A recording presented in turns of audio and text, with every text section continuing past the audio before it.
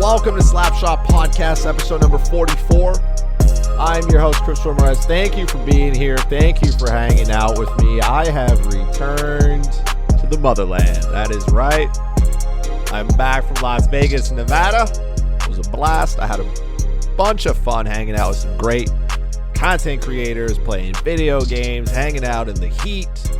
I've now returned to the cold, early darkness. But I'm happy to be home, though. I'm happy to be home. I'm happy to be talking hockey again. Damn. It's been a minute, but I'm happy to be here. I'm happy to be here. Thank you for tuning in. If this is your first time tuning in, welcome in. Thank you for stumbling upon this. This is your 44th time hanging out. Welcome back in. I appreciate you being here and listening to this beautiful episode. If you're listening to this over on the Spotify, the Stitcher, the Apple Podcast, the Podbean, while you're there, go ahead and click the subscribe button and hang out so you can get every new episode downloaded straight to you. No need to look for the podcast. It'll be there. If you are listening to this over on the YouTube channel, thank you for doing so. While you're there, make sure you go and hit the sub button, ring the bell so you get notified when new content in general goes live, including Slapshot Podcast. If you need to find me on the interwebs, on the YouTube, FuzzyChris91. You can find me on Twitter at FuzzyChris91. The podcast as well at Slapshot Podcast. There you go. Go ahead. Do yourselves a favor. Hit the follow button. Follow me. Follow the podcast. I would greatly appreciate it. All right. Now that we've got through that, here's the topic for the day. All right, we're going to talk about something that kind of stumbled upon me. I wanted to go a different route here, but I was reading up on this, and I felt like this was a great conversation to have. And it's going to be very specific to where I live, which is basically the Quebec Premier, so Francois Legault. If you have no idea what a premier is, think of him as a governor, right? If you're an American, he's a governor, basically, same thing. Governor of a state, premier of a province. He has announced a plan to boost the number of French-born players in the NHL. I know, there's lots of things that need to be done in this province, but it's good to see the Premier's taking things at hand here by worrying about the number of French-speaking players in the NHL. So, this has been a long issue going on here for the longest of time. If you live in the province of Quebec, you know the battle between, English and French, how much of it, and obviously hockey is no different. Hockey is no different from that, right? Like, there's a reason every coach and GM has to speak French, right? Narrows down your criteria of qualified individuals because they need to be able to speak to the French media, and it is what it is. The last head coach to not speak French, right? I'm going to throw out a name here. Half of you probably don't know, and why would you, right? Randy Cunningworth, remember him? I think he took over from like Bob Gainey or something, and he was the last coach to not speak French, and that was a huge problem. And we remember in May, right? Canadians are on this run to the Stanley Cup, right? And I mean, people were losing their minds because the Montreal Canadiens one game had not dressed, for the first time in their history, had not dressed a player from Quebec. It was the first time. And people were just losing it. They couldn't believe this. So here's the backstory to a little bit of this article, right, that was posted in the CBC. And it's more about, it's a committee that's put together, led by former NHL player Marc Denis, right? So you remember Marc Denis, goalie for the Columbus Blue Jackets, does a lot of stuff here locally on TV and the French media. And they put this together as to why fewer Quebec-born players are reaching the sport's highest level. Why are there not as many French-speaking players in the NHL? Right? So the Premier believes that there's about 30 to 50 of these players, which, from doing my quick math, seems about correct. There's not a ton of French-born players in the NHL. And the main problem is, right, like Quebec has had a long heritage of great players being born in the province who have become superstars. You think of players like Maurice Richard, you think of players like Guy Lafleur. These are great, some of the greatest players to ever play hockey. And of course, they were French born.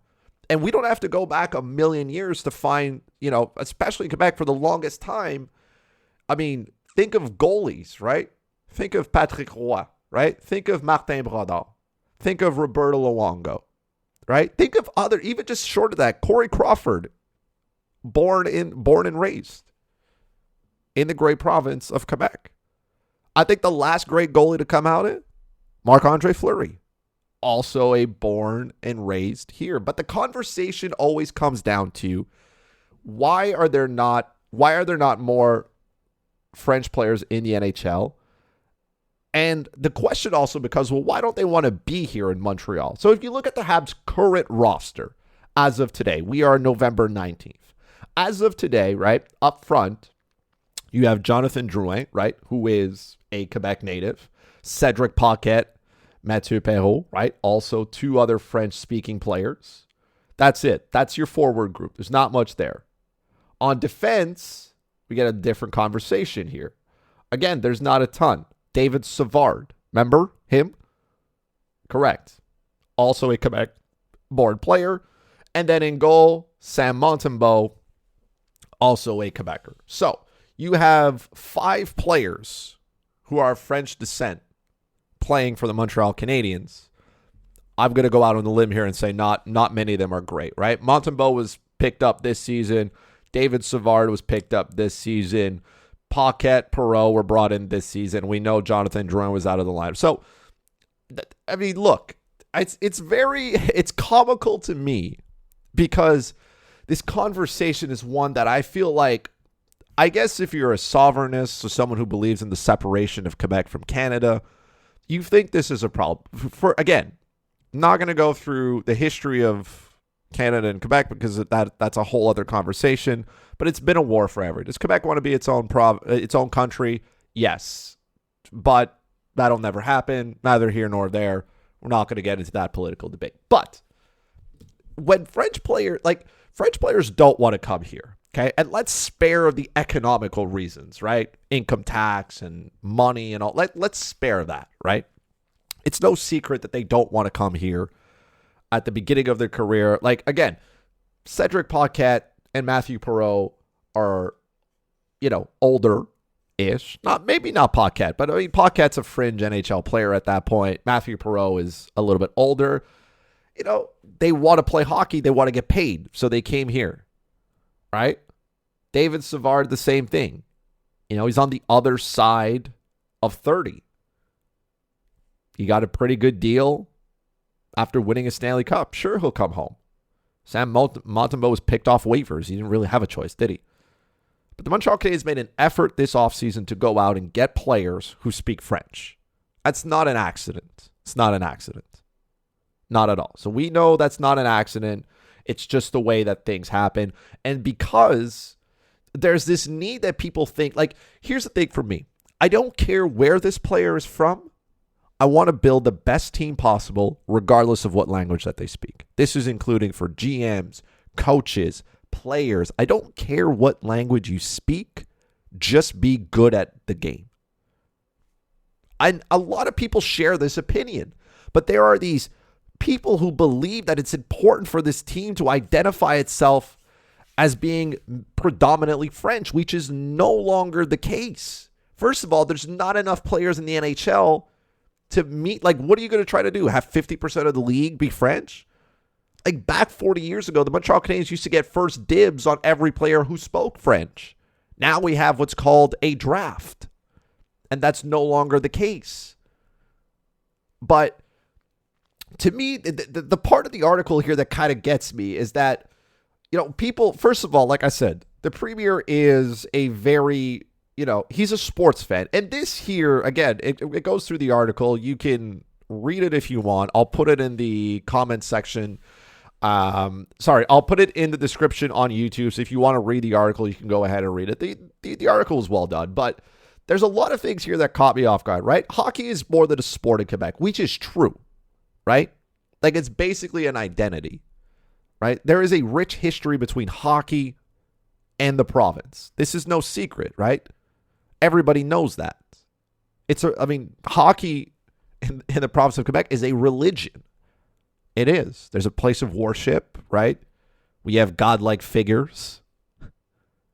People, agree. Hockey brings people together, and that I truly believe is something. But at the same time, I'm looking at this, and again, we're not going to get into this part, right? Because hockey, this is also like the reason, Legault is talking about this is because don't forget, he's got to get reelected one day. Okay, so let's leave politics out of it because there's one thing for him to stand on this and say, hey, I want to appeal to voters. I want to appeal to them. Let's appeal to hockey because hockey and politics obviously mix in this province. It shouldn't. But look, he needs to appeal to a younger demographic. Hockey has fans that are, from 6 months old to 96 years old. There is no middle, right? And we know that, again, in this article, it talks about, maybe Quebec having its own World Junior Championship team, right?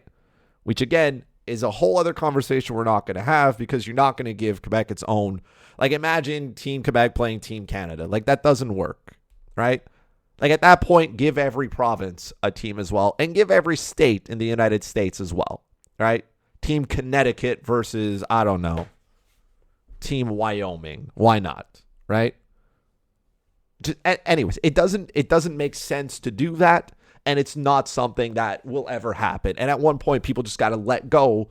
Like, Quebec's not getting its own, World Junior team because they are not a country. But again, it's been a long time coming. Some people still think it's, it is what it is. Here's the meat and potatoes of the conversation that I want to get into. Because it says, well, why are there players who are not reaching the highest level, right? So before you talk about saying, hey, why don't the Montreal Canadiens go out and sign more French-speaking players, right? For the longest time, Montreal had a problem with a captain who doesn't speak French. And now we don't hear much about it, right? Max Pacioretty was captain.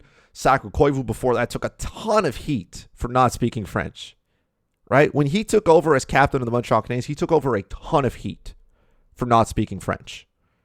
And now it's kind of one thing that as time moves on, people kind of get okay. Like, they become okay with it. Right? Max Pacioretty became captain. People didn't, complain too much. There are no French-speaking players on the team who are worthy of being captain. There were none, right? Who are you going to give it to? Paul Byron? Paul Byron, by the way, does speak French. He's not born here, but he speaks it, right? But again, Shea Weber became captain. Nobody really complained about it. Shea Weber was a captain elsewhere, and he deserves it 100%. So we've moved on a little, which is the same thing that I one day believe that your head coach won't have to speak French. So we can move away from having to recycle, the Claude Juliens, the Alain Vigneaults of the NHL. We can, the Guy Carbonneaus. We can move away from just hiring the same coaches a whole bunch of times and, go out and get somebody with skill.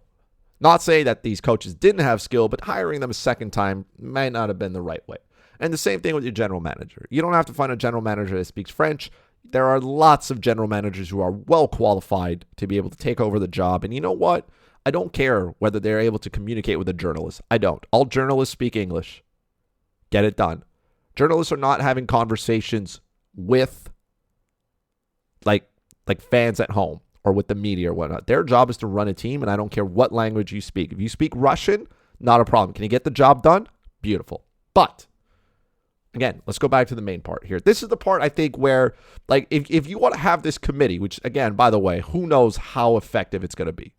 Is it really going to be good, right? You have you have a couple of people on this committee, one being a goalie who played a bunch of years ago, trying to figure out what's wrong with hockey. You don't have to look far, right? Why are there not players getting to the highest level? Well, how many players are playing, right? Quebec has its own junior league, right? The Quebec Major Junior Hockey League. Right? And we know there are things that are not there. Alan Walsh is a big proponent of, the players, and we know what happens in juniors about, teams are out there, players are not always well treated. It's tough. The system isn't set up sometimes to always have success. You have a lot of European players who want to come over, who choose to play in North America, which I think we should continue to accept, right? We take a lot of pride out of saying, hey, these players, they don't speak French, but, Nathan McKinnon played in the Quebec Major Junior Hockey League in Halifax, right? We forget a million years ago, Sidney Crosby also played in the Quebec Major Junior Hockey League with Yasenic and Rimouski. Like, these are big senses of pride as well. I mean, look at NFL players, right? When they get announced on TV, what do they announce? The school that they went to, which I think is pretty cool for, which is something I guess that we in hockey don't associate with, right? Where did this player get drafted out of? Where did he come from? Oh, he came from Quebec. Is Quebec a place where we can school and help players develop to get to the NHL? Is that something that can happen? I think that's a sense of pride as well that a lot of people, we don't want to adopt others from outside, right? Like, you don't want to turn away European talent that's trying to come over and learn the North American game. You don't want to do that. But again, why are they not getting here? Well, how many kids are playing hockey? Like, I understand that some people think that, kids on TV watching, nobody, again, no offense, David Savard, but nobody's growing up. No 5-year-old saying, hey, I want to be the next David Savard in the NHL, right? Nobody's doing that. Nobody's saying, hey, I want to be the next Cedric Paquette. I understand how great it would be to look up to a French-speaking or French-born player on the Montreal Canadiens, of course. But, again, in order for you to get that, first of all, you have to have kids playing hockey. And I think there's less kids playing hockey, not for two reasons. A, sports in general has gotten bigger, right? More kids play soccer. That's, a good thing. Looking at players, like Alphonso Davies, kids look up and say, hey, I want to be him. Let's go play soccer. The success that the Toronto Raptors had, more Canadian-born basketball players as well. Kids grow up and say, hey, I want to be the next, Steve Nash. Next, Andrew Wiggins. I want to play for the Raptors. There's a buzz around that, right? The Montreal Canadiens have not had a ton of success over the last, 20, since 93, I guess. Yeah, they've been good. They made it to the Cup final, once? Last season? But, again, in order, if you want kids to have fun and want to look up and play hockey, right? You got to get them. And it starts with in your hometown, growing up and saying, hey, I want to be like this. And there's nothing wrong with growing up as a kid and saying, hey, I want to be the next Shea Weber or I want to be the next Carey Price. Nothing wrong with that, right? Carey Price is going to go down as one of the greatest goalies to ever play for the Montreal Canadiens. He holds the record for most wins in a Canadiens uniform. He's elite in every sense. He's been elite for a better part of a decade now. And I think people just what are we going to trash that because he doesn't speak French? I'm sure Carey Price has influenced an entire generation of young kids who wanted to be a goalie out of the province here. The same way Marty Brodeur and Patrick Waugh did. The same way. There's nothing wrong with that. Nothing wrong with it. And again, the question, if you want to find out what's wrong, how come they're not getting there? What's the sample size to kids getting there? And the second part of that is why aren't there, or why kids may be playing less. Hockey is a very expensive sport to play. Trust me. As a person who buys $350 sticks willingly, it's an expensive sport. The equipment, especially for kids, think about kids, they're growing up. You know how many times my parents had to buy me skates in 2 years because I outgrew them because my feet, or pants, or shoulder pads, or, shin pads, or whatever else you needed, the elbow pads, the helmets, the gloves. Hockey is an expensive sport. And I mean, let's not confuse anyone. Economic times for some parents are tough. I mean, the cost of living is higher. Inflation goes up. It costs money to play hockey. Hockey is a very expensive sport that some kids do not have the privilege of playing. So there are probably talented kids who could play the sport, but it's not feasible. Between league fees, equipments. I mean, I remember going on tournaments. Tournaments are expensive. We used to go to stores and pack bags, try to collect, some money during the holidays to fund some of the tournaments that we wanted to go to do 2 or 3.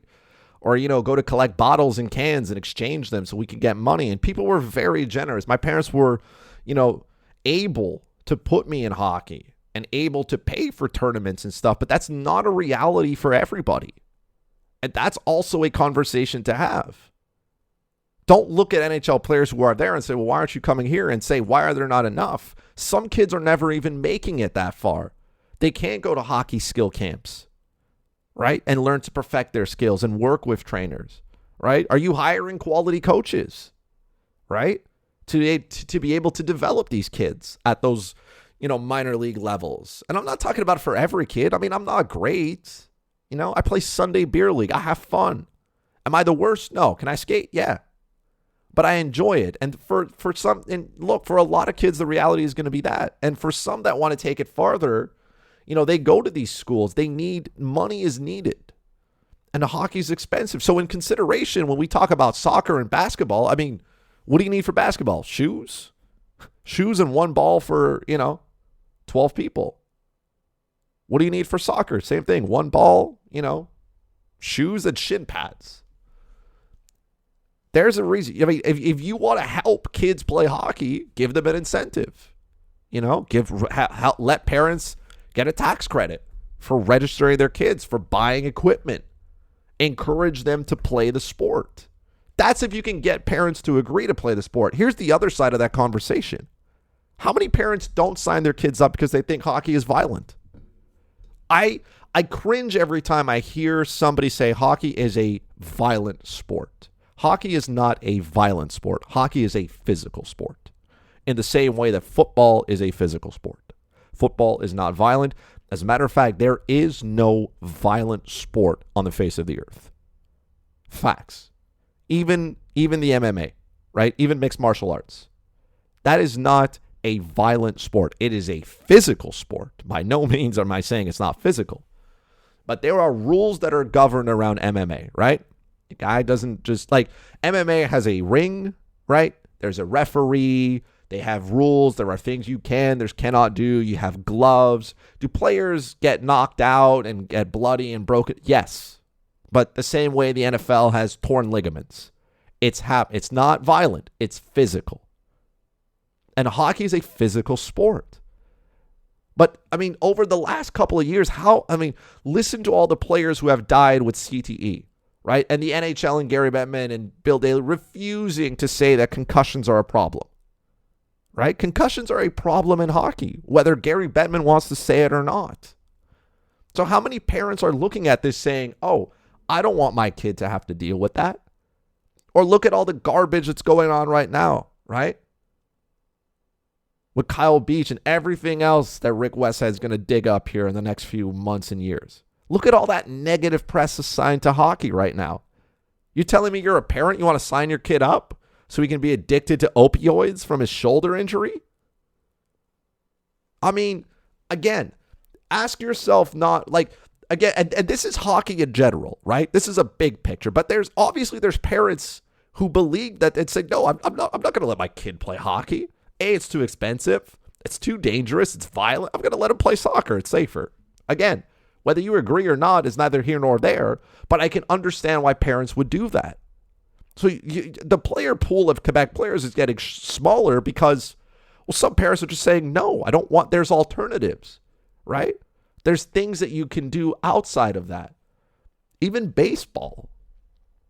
Baseball might be a little bit more expensive. The bats, the shoes, the helmets, the glove. But it's, again, still a lot more affordable than hockey is a very expensive sport. So couple that with parents saying, well, why am I going to pay all this money so my kid can go out there and suffer 3 brain injuries by the time he's 18? I'm not going to do that. And with the NHL saying, well, no, concussions are not a problem. Don't worry about it. Like actively neglecting and not putting players first. I understand why they would say, no, I'm not signing my kid up for this. To me, that's the biggest reason. Forget the number of players who get to that point, right? There's once you get there, that's a different thing, right? I mean, Quebec players don't want to come here. They don't. Again, for economic reasons being one. You imagine being a superstar and living in this city? It's tough for NHL players to play in this market who are not from here.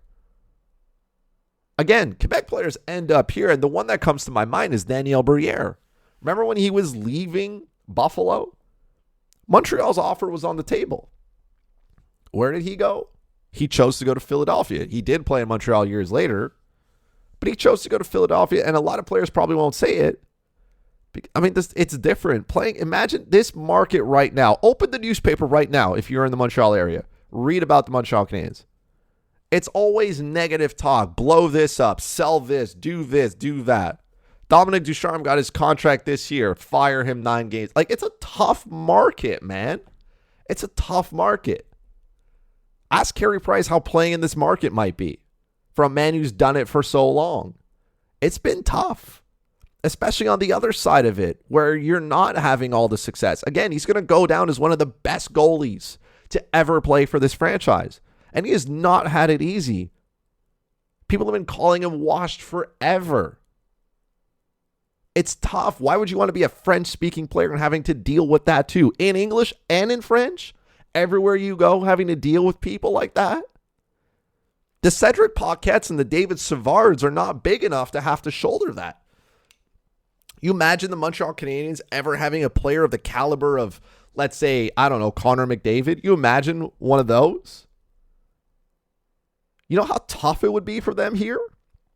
To have to grow up and be an idol? It's tough, man. It's tough. That's a culture problem, which a lot of players, again, economically just turn around and say, again, for money-wise, I can go live in Florida, pay no tax, or I can play in Montreal where it's cold, get taxed the fuck out of my paycheck, and have to deal with angry fans yelling at me everywhere I go and having to worry about, like, players love coming to Montreal. We know this. They talk openly about it, saying, I love the city, I love the Bell Center, yeah, but they also like to get out, you know? Like, they treat Montreal the same way we treat an all-inclusive. You know, yeah, it's fun, but we're not living at an all-inclusive, right? People say, yeah, you know, I would. No, you would at the beginning. But then you would say, no, I don't want to do this. I want to go home. I want to sleep in my bed. That's what it is, right? French-speaking players will, you know, play. They'll come home for the offseason, but then they'll go back and go where they need to go. They'll come play at the Bell Center, have all their family in town. But then they leave and they go somewhere else. They go back to wherever, you know. Hockey in Arizona can't be that bad. The Arizona Coyotes, garbage team. I mean, again, you can't control the weather, right? But you can control the quality of life. And a lot of players want quality of life too. And they have that opportunity now. So why not go somewhere where the quality of life is good? I don't blame them. But again, for me, before we even get to why the Canadiens don't have enough French-speaking players, like, you're not producing enough and you don't have to go far to find the reasons, right? You don't need a whole committee set up here to understand the logic behind this, right? And it's not a question of kids saying, oh, I don't see my favorite French-speaking player on this Montreal Canadiens team. I'm not going to get interested in hockey. And I don't think it's the same thing for long-term fans. If you build a culture of winning, the Montreal Canadiens it's the same way the Toronto Maple Leafs are, right? I mean, the Toronto Maple Leafs haven't won shit in, 40-plus years, right? I mean, they're still one of the hottest teams ever. Montreal's the same thing. You still have fans that'll go. That doesn't change. But when you build a winning culture around that, you'll attract kids to that as well. And it'll be interesting for them as well. And when they watch the buzz in the city, the same way, you know, when the Toronto Raptors won their championship, the buzz in all these different cities with all the Jurassic Parks, that's a vibe. That's what gets people into it. That's what kids see and say, hey, man, I want to be that person on TV, right? Getting good players from any background. Again, like I was saying, man, like kids growing up in this province, hey, man, I want to be the next Carey Price. Nothing wrong with that. No shame there. No matter where he's from. The man's basically a Quebecois now. I mean, he's been here for so long, right? So, to me, the question is not, you know, what are we, like, why are players not coming? Like, if the Premier really wants to deal with this, there's a simple solution. Get kids excited about hockey. He can't do anything about the team being good, right? Like, that's not his problem. But encourage kids to play hockey. And again, it's expensive. Tax credits for parents who want to sign kids up, right? Resources for them as well. About better coaching. Coach. These parents who do it sometimes are volunteers. Give them better coaching so that they can get better, so they can teach our kids at a lower level to be better. All right, parents have to remember, kids at a young age, it's about learning. It's about having fun. Don't worry about, the system that you're playing and how to throw a check. Like, just go out there and have fun. Make sure kids are having fun. More things around that. The incentives around the city, which you can partner with the Montreal Canadiens. They've opened up a lot of ice rinks just to have, people skate and whatnot. Get kids out there and be active. Do so. Have more of that. Build more rinks. Build more quality ice rinks around the province. Get kids excited to want to play hockey. And then again, like I said, for injuries and that's a NHL problem per se, right? But making sure that hockey is safe for everyone. Better trained coaches means we deal with all this garbage that we're listening in the media better, right? So nobody's getting abused and stuff. Nobody's addicted to pain meds and stuff. There's a lot of things that are keeping kids off the ice that have nothing to do with, income tax rate in Quebec, right? Or where they want to sign their deal. A lot of this has to do with the cost of equipment being high and parents seeing hockey as a violent sport. And again, I know hockey's not violent. I know there are cases where, fighting happens. Yeah, but it's not violent. It's a physical sport. It's physical. And I will fight anybody to the death who says it's a violent sport. It's not. There is no violent sport on the face of this planet. You can't find one. There are physical sports. Some are more physical than others, but they are not violent because there are rules. There are referees, right? The NHL rule book is 3 miles long, right? It's so hard to understand. There's rules, things you cannot do, right? I can't go out. Let's say I bring it always back to the UFC and MMA, right? I can't go out in the street and fight my neighbor in a fist fight. But you know what? If we went to Las Vegas and got the Nevada Gaming Commission to allow us to use the octagon with one of their referees, and we had padded gloves, and we the same thing with boxing. Boxing is not violent. It's physical. So yeah, but you're punching somebody in the head. Yeah, you're right. But there's a referee and you got gloves and there's things that you can do when, the round is this long and you do 12 of them until, the other person's knocked out or falls down or they can't go. There are rules. There are things that govern them inside of those rules that are outside of what society allows. Again, I can't just grab boxing gloves, go out in the street and start punching my neighbor. That is against the law. But if I do it in a controlled environment with rules and everybody's in agreement, different. So again, all these sports, hockey is not a violent sport. It is a physical sport. And I get how that may turn some parents off when you're listening to players dying, right, after their career, having suffered X amount of concussions, right, and saying, well, I don't want that for my kid. He's not going to play. I understand that. That's a fair argument. You got to make sure that hockey is a safe sport for everybody. You got to make sure that, especially for kids, when their brains are developing and they're both, things are going to happen, right? You're going to take sticks to the face. You may break bones or ligaments or whatnot. It's going to happen. You could break a leg walking out, slipping on a step on your way out to work. Yeah, you could. Some parents don't want to put their kids through that because of fear of injury. And that's a fair argument for them to have. Hockey has to be something that we look at and say, hey, this is safe. And again, it has to be a little bit more affordable for parents. Not just league fees, equipment fees. How much can you write off if your son plays hockey or if your daughter plays hockey? Women's hockey is a big part of this as well.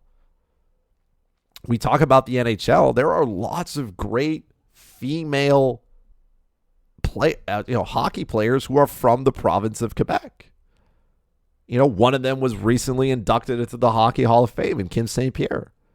These are things that I think people just disregard because it's not the NHL, right? There is talent here. I know that. And there will always be an abundance of, or a lot of people who want to play hockey in Quebec. Like I said, it's not just a sport. It's a religion. It's a culture. It's a way of doing life, right? And I understand, it'll continue to be like that. But does that mean that one day we move away from less people wanting to play the sport? Maybe. If you don't do a good job of promoting it, and you don't need a panel. You don't need a panel to say, I don't understand why there are not, why Quebec-born players are not reaching the highest level. Look at the grassroots, right? Look at the grassroots. Why is the tree not growing? You're not looking at the leaves to figure out why the tree's not growing. You're looking at the roots. What is the soil it's planted in? Look at the base and say, what's not working here? And then go from there. That's how you understand it. That's how you make this better. Invest in kids. Invest in the future of hockey at a grassroots level. Build the infrastructure. This requires a ton of money. And again, look, with the politics being out of it, because again, Legault's looking to get reelected next year, so he's trying to tap into people and their love for hockey. I get that. But if you really want to do well on that promise, or if you really care, like I genuinely believe that he cares about hockey. He's from here. He loves hockey, yes. But it's also, it's also something to help him get reelected. And we're not going to say that that's not it. Right? There's a genuine idea here that this is something that he's trying to attach certain people with to get to vote for him. And that's fine. But if you want to stay true on that promise, on getting more French-speaking players to the NHL, invest in the roots, build infrastructure, even outdoor rinks, help control the cost of equipment for parents, give them a tax write-off.